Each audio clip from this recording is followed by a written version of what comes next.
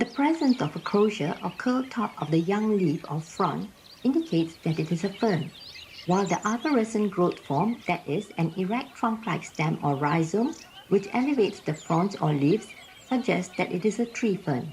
The presence of nematodes or linear aerophores on each side of the stipe support the identity of a tree fern. The tree ferns in Peninsular Malaysia are generally from the family Cyatheaceae, which have scales as well as hairs as indumentum, and sori close to the midrib, unlike the tree fern DIcksoniaceae, which bears only hairs, never scales, with sori marginal or submarginal. Three lineages exist within Cyantheaceae, separated by differences in scale morphology. Sphaeropteris has conform scales. That is, the cells of the scales are equal in size and orientation throughout the scale. Cyathea have marginate scales. That is, the scale's marginal cells have different orientations than central cells. In addition, Cyathea have scales without an apical setae.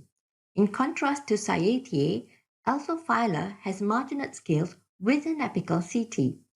Based on the observed scales, the species identified is probably from the genus Alsophila.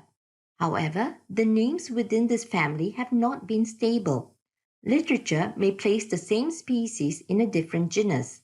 For example, members of the genus Alsophila have previously been placed in the genus Cyathea, which you need to keep in mind as you read up on the scaly tree ferns.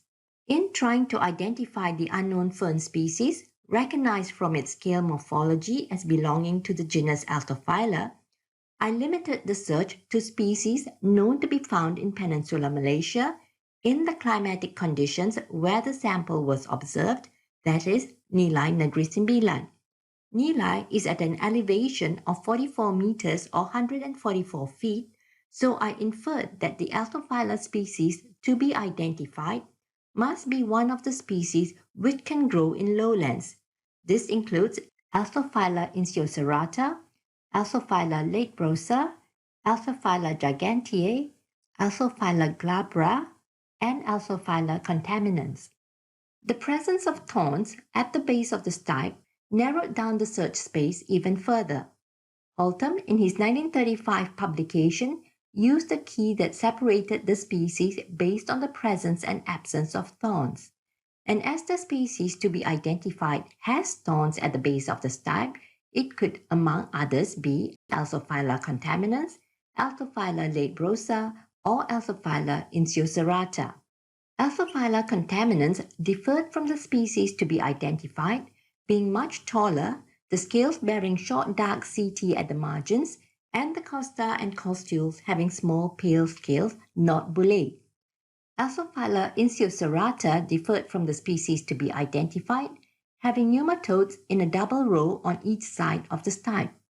So the fern to be identified is probably Alsophila latebrosa, having characteristics such as height within the range of 4 meters, stipes with short spines and scaly at the base, stipe scales marginate with apical setae, nematodes in a single row at each side of the stipe, laminar to pinnate pinnatifid, lower pinnae reduced, pinnules oblong-lanceolate, narrowing towards an acuminate apex, subtruncate at the base, sessile, lobed nearly to the costa.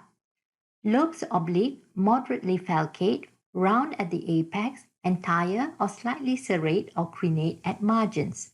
Veins forked. Costules scaly beneath with elongate flat brown scales in the basal part and pale bullate scales in the distal portion. Indusia small, sori away from the margin, paraphysis conspicuous. If you want to know more about the Cyantheaceae tree ferns, listed are some references. More on other plant species identification on my channel. Do subscribe and like to support the channel. Thank you for your attention.